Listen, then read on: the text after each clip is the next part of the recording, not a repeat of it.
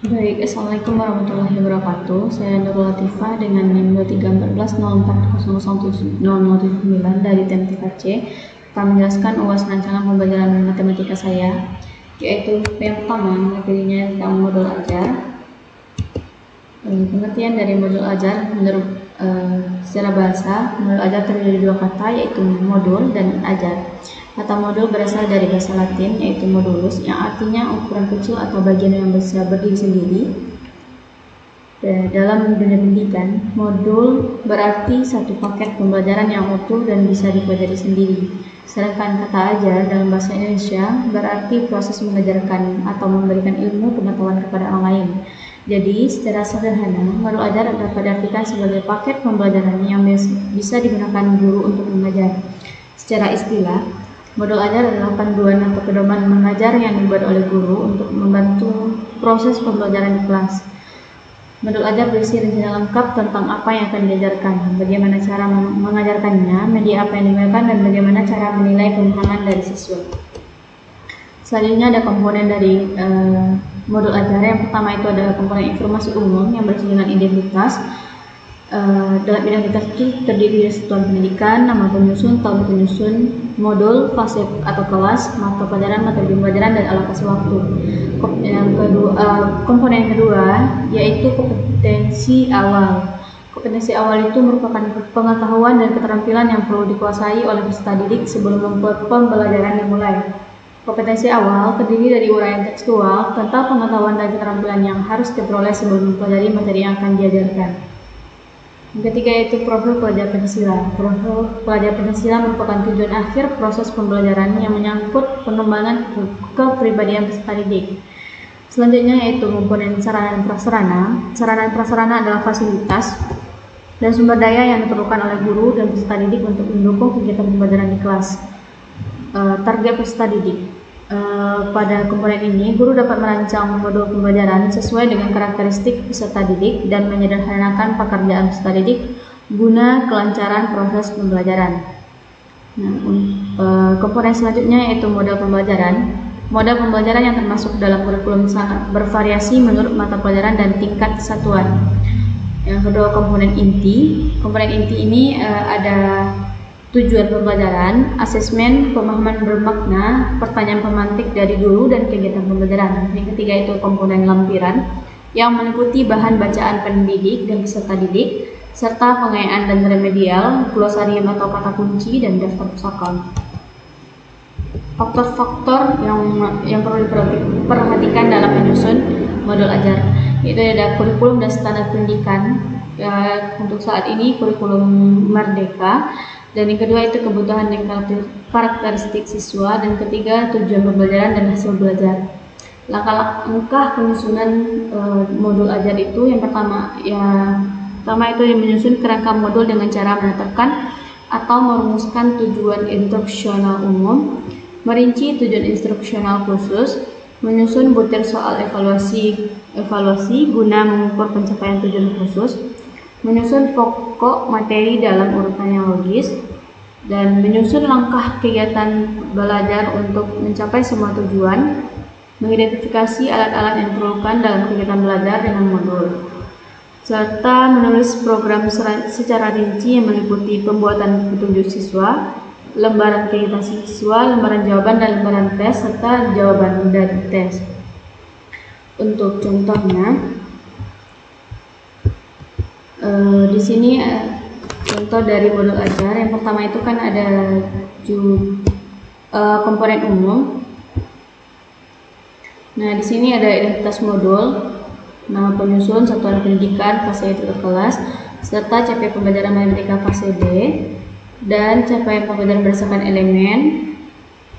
Selanjutnya kompetensi awal. Selanjutnya ada profil pelajar Pancasila. Selanjutnya ada sarana dan prasarana, lembar LKPD, buku dan alat tulis, laptop atau komputer atau PC, papan tulis atau whiteboard. Target peserta didik, yaitu targetnya peserta didik yang tipikal, yang umum, tidak ada kesulitan dalam mencerna dan memahami materi ajar.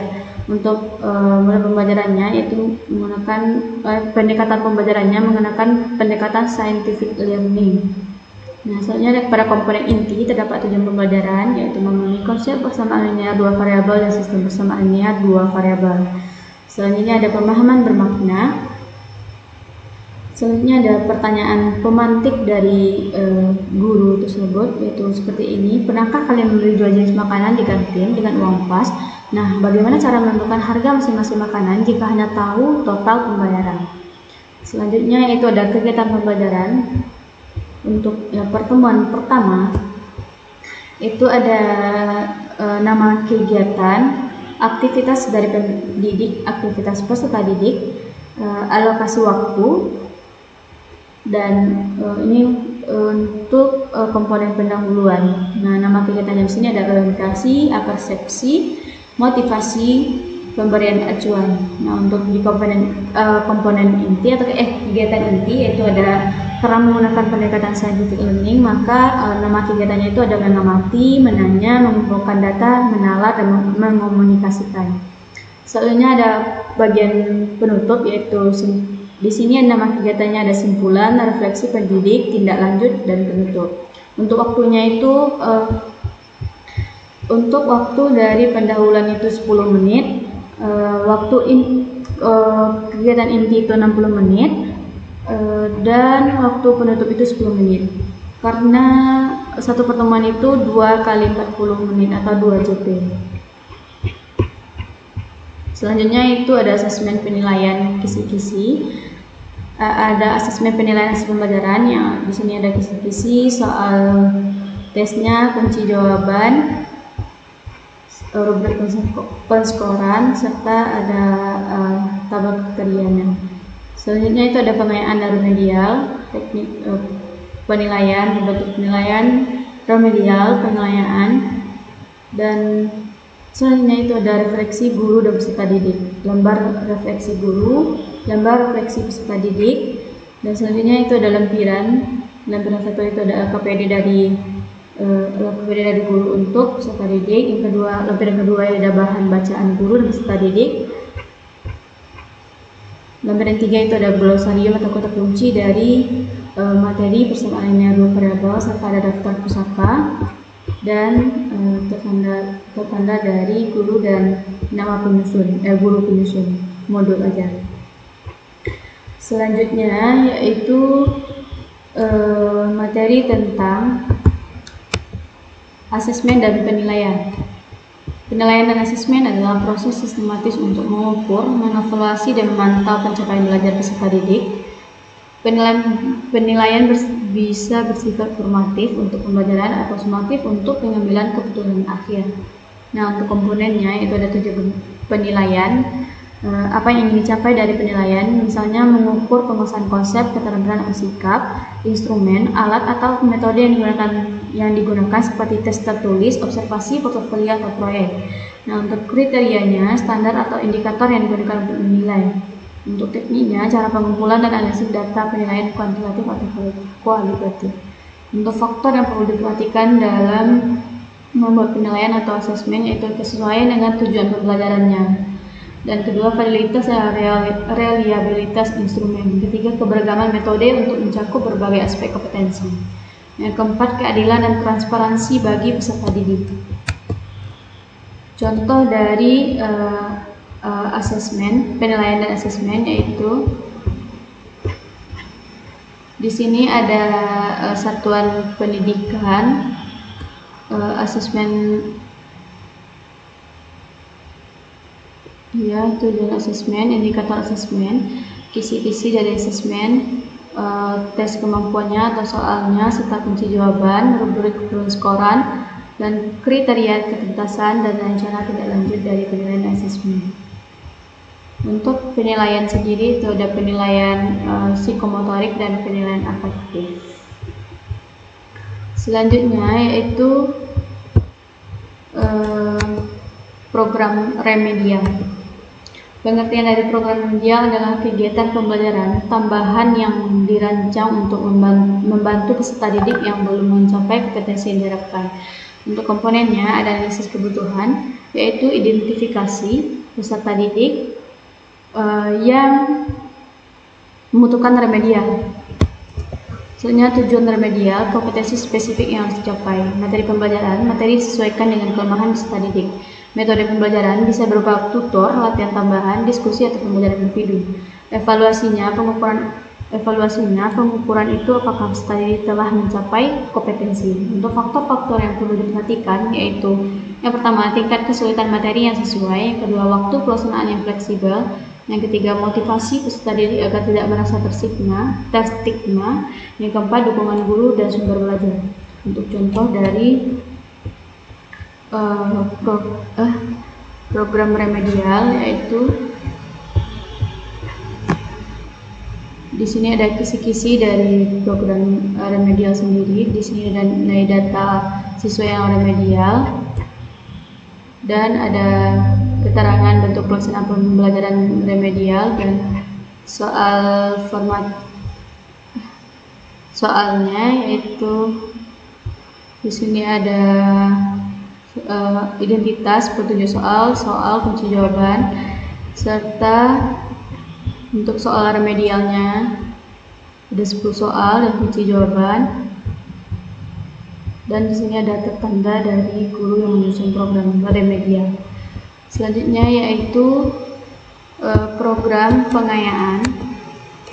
Pengertian program pengayaan adalah kegiatan pembelajaran tambahan yang dirancang untuk peserta didik yang telah menguasai kompetensi dasar dengan tujuan memperdalam atau memperluas pengetahuan dan keterampilan.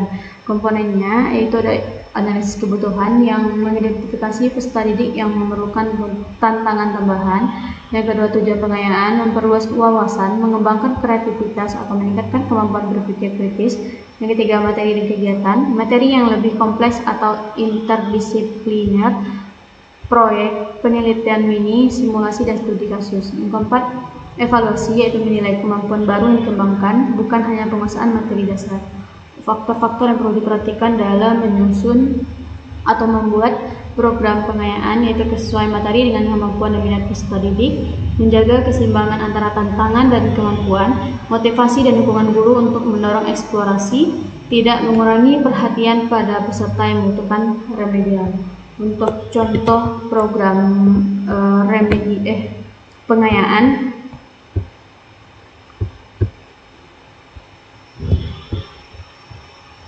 untuk contohnya yaitu di sini ada identitas, ada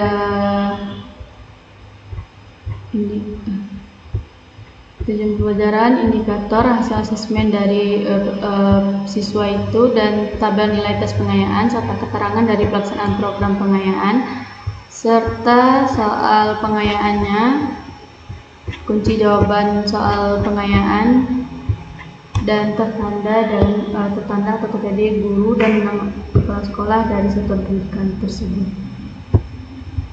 Selanjutnya yaitu program olimpiade. Pengertiannya, kegiatan program olimpiade adalah kegiatan pembelajaran yang dirancang untuk mempersiapkan peserta didik mengikuti kompetensi akademik atau ilmiah pada tingkat lokal, nasional atau internasional. Komponennya, seleksi peserta menentukan peserta yang memiliki potensi dan motivasi tinggi, materi persiapan, materi yang mendalam dan menantang sesuai bidang kompetensi, metode latihan yaitu simulasi soal, pembahasan kasus, lomba internal, dan mentoring. Komponen evaluasinya mengukur kesiapan peserta melalui latihan soal dan simulasi kompetisi. Faktor-faktor yang perlu diperhatikan dalam membuat program olimpiade yaitu tingkat kesulitan sesuai standar kompetensi, perencanaan waktu yang memadai tanpa mengganggu pembelajaran reguler, dukungan mental dan motivasi peserta, serta keseimbangan antara kompetensi dan pembelajaran harian. Untuk contoh dari program remedial yaitu di sini ada identitas, ada materi pokoknya aljabar. Untuk kelas 9 guru pembinaan sendiri dan bidang olimpiade matematika, satuan sekolahnya SPMPN 3 Rembatan. Nah, di sini ada indikatornya, contoh soalnya, kunci jawaban, dan metodenya diskusi dan latihan soal. Untuk sumbernya ada soal USN Matematika SMP tingkat kabupaten atau kota SNK tahun 2018. Nah, ini untuk pertemuan 1 ada 5 soal. Dan pertemuan 2 sampai 10 itu ada juga 5 soal. Dan untuk terakhirnya itu ada tanda tangan dari Kepala Sekolah Kesatuan Pendidikan dan guru yang menyusun program remedialnya. Mungkin itu saja yang dapat saya sampaikan dalam UAS rencana pembelajaran matematika. Jika ada kesalahan dari saya mohon maaf. Billahi fisabilillah. Assalamualaikum warahmatullahi wabarakatuh.